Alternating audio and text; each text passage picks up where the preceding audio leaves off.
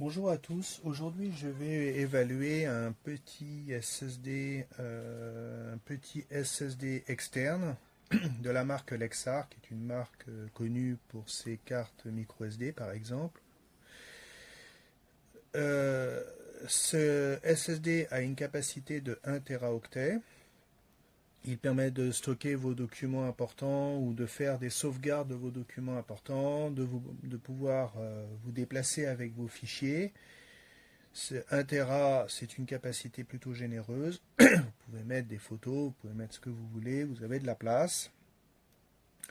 Donc le SSD est livré avec un manuel d'emploi, un manuel utilisateur multilingue, un câble USB. Alors ce câble USB a une particularité, il est muni d'un connecteur USB-C, donc la norme en vigueur aujourd'hui, qui vient se brancher sur le port USB, ici le port USB-C, et vous avez de l'autre côté un adaptateur avec un autre connecteur USB-C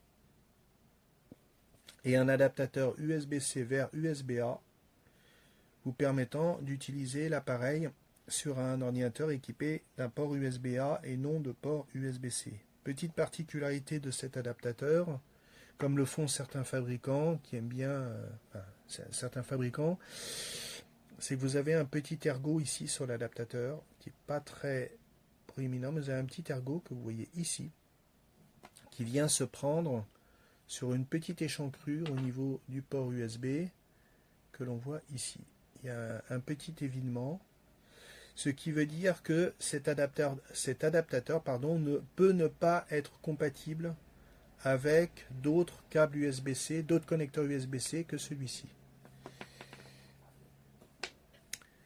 Le SSD en soi est léger. Alors je pourrais pas vous donner les performances en lecture-écriture du SSD car mon ordinateur est pas très récent et son âge risque d'avoir un impact sur les résultats du test. Je vais simplement vous indiquer combien pèse le SSD vu que c'est un objet que l'on transporte. Le fait que sa masse peut être importante.